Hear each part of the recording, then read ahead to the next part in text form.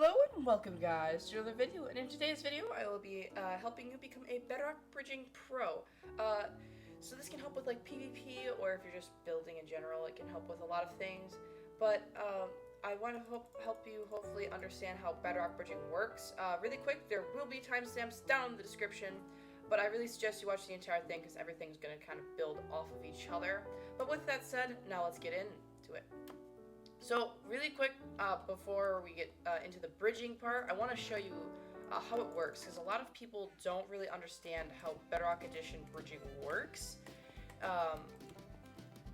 So basically how it works is, you see this little black outlines, like when you have your cursor over a block, you can kind of see that the block is outlined on all sides. Well, on Java Edition, that's not the, I mean, yes, this is the case, but if you have your cursor above here, it won't outline. But you see, I am on Bedrock Edition, but when you have your cursor up over like this, you can place actually a block, and you can continue to do that. I mean, that's not really a reliable method. You can fall off really easy, but I mean, it works sometimes. A lot of people like to combine it with this, and then just do that, with like shifting and stuff. But I mean, that works, but it doesn't really, I don't really like doing that much. There are methods to start from a block. I'll get onto that in a second. This isn't with commands or any cheats or anything. I don't have any cheats, and those are just to set my game mode. Literally, this is a feature. It's an exclusive Bedrock feature. If you try doing this on Java, it won't work.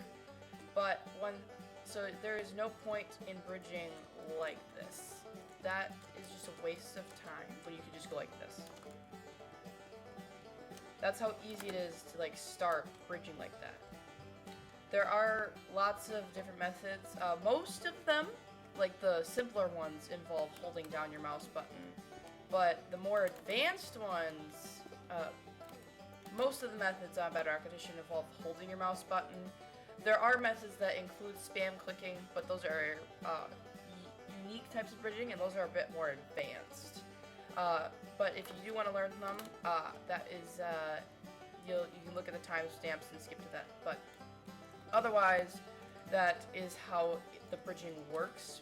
Now we'll be going over section 2, some easy beginner starter bridges. Alright, now that we're in section 2, so one thing I want to go over is some like quick and easy Bedrock Edition bridges that are commonly used. Some of the easy ones, I'll be going over, I think, 2 of them. I'll go over 2 of them, just to get you started. Once you get these, master some bridging, then you can get into the more advanced bridging, which I'll cover. But here's the beginner one. So you run or walk forward like this, and then until that block is placed in front of you. Once that block is placed in front of you, you can jump up and then start bridging like this. It's that simple. And you do not spam click, you just hold your mouse button. That's all you do, is just hold it. I am not tapping it, just hold it. So you literally walk forward and then jump, and then you can do this. These, just to refresh, these are just to switch my game mode. They are not hacks. So this works in survival or creative. If I show you, they both work. It works in survival mode. As you can see, I am bridging in survival mode. It is a feature. Next I want to go over is another method that is commonly used by a lot of people, and that method is basically, you kind of have like a block in front of you. You aim your cursor roughly like this. You run or walk forward and look straight down. And then you can go like this. It's a little bit sketchy because you're kind of like looking straight down, and it's like kind of like a bit, I don't know, it's just, I don't really prefer that one because it's kind of just a bit like I feel like any moment I'll fall to my immediate doom in the void or whatever. So I wouldn't really suggest that one if you're bridging in the end. If anything, I would suggest like edge placing, like if I stack up a little bit like this, I would suggest bridging like this. But those are like the 2 beginner ones. Once you master those, then you pretty much have bridging down to a science. I mean, Bedrock Edition, like I said, has unique bridging. Like, this is one of the features that actually separates Java from Bedrock. But you can do a lot of things with edge placing. The bridging is just one of them. So those are the two main bridging methods that a lot of like people use. So it doesn't really matter what one you use. Those are the two common ones that I've seen during my time of playing Minecraft. And if you don't get what I said and how to do the bridging, you can watch it back over. It's really simple. You just walk forward and bridge.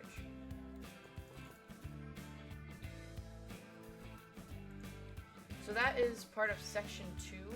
Now we'll be going over section 3, which is more advanced things you can do with bridging, like after you've mastered it.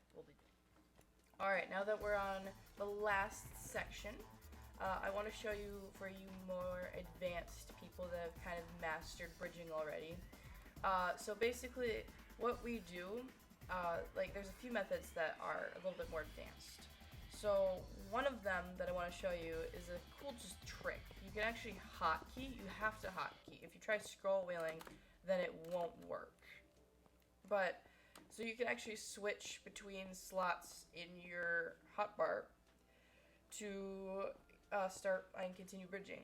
Now for the actual cool methods, you can start a bridge from just like this, and you can actually just you edge place and then hold down your click button and then look down, and you'll place, and when you see a second block placed, then you can continue. You have to bridge like this sketchy way a little bit. You can have your crosshair a little bit more forward, but it won't bridge. You have to like walk forward like this. I mean, it's a little bit disappointing, but hey, it works. And another method, this is really advanced, but basically it's called icey bridging. You might have heard it. Another one is like diagonal bridging. So just like it sounds, this is one of the few you actually have to spam click. So you edge place, and then just keep edge placing like this. I am not that good at it, but some people are just really good at it. No, there is another method that is called zigzag bridging. So you basically combine this, the diagonal bridge, with a little bit of straight bridge. So it looks a little bit like this. I'll try to do it my best I can. But yeah, that's like kind of what it's similar to, or you might even go into an icey a little bit. It kind of can depend on how you want to zigzag, but it's different for each people. Some people combine it with an icey. Another cool method that I experimented with when I was practicing bridging was you line yourself up as if you were going to go like this. You actually let go of sneak, you line yourself up, and then you quickly hold down your button, your right mouse key, and then press S at the same time. Then you'll bridge like this. It's just really weird. But yeah, you can bridge like this. You can even combine it with like S and B or S and A. Another thing you can actually do with this is that if you're actually having like trouble like starting a bridge, you can like get good at starting this, because this is relatively easy. Stop, turn around, and then you can actually bridge like this, and you can jump too. But you can't quite look up again. I don't know what it is about that. You can't look up. Oh, there we go. So it just takes a little bit to get looking up. But with that said, another method that is probably you've mastered this by now is up bridging with edge placing. And then you can obviously diagonal bridge, diagonal up stack too. Another method is actually down bridging. This takes a bit of practice to do. I accidentally found this out while experimenting again. But basically, if you hold down your mouse key and jump like that, and aim for the edge of the block, then you actually bridge downward. I've gotten it down relatively reliable, but as you can see, there are no blocks underneath me. And I just am making a block appear. So you can, as you can see, make a little bit of a staircase with this, as you can see. It takes a little bit of practice to get down the, jumping and then doing that, down bridging. But once you get that down, you're going to be really scary, because I don't know how many people know how to down bridge. Very few people will do. That said, you can, okay, if I build myself a little wall here, that you can go like this. And as you can see, now I'm bridging for my wall. So it is possible to start like that. So those are the most advanced bridging methods that I know of. If you want, so here's an exclusive, I guess it's not necessarily exclusive, I know one person that was able to do this. It is known as the fastest bridging method. Is you get yourself to, so mobile players, pay attention to this. So you basically get a little setup like this. This is called Andromeda bridging, by the way. This is the hardest you can do. It's a lot easier for mobile players. So you get yourself into second person, and then you can spam click top and bottom and pretend that I'm non-mobile, and then you can basically do the top and bottom and then jump. You do that while jumping, and then you can go really fast. That's why it's so fast. It's really hard to do, to do it on PC. If you master it, that's gonna be hilarious. I'm only bringing it up because it's basically a lot easier with mobile. So those are, I think, all of the bridging methods that I know of. If you come up with any bridging methods, please let me know and share them in the comments. I'd love to see them. But that's all for today. I really hope that this video helps you become a Bedrock Bridging pro. With that all said, please consider subscribing. It would really help me out a lot.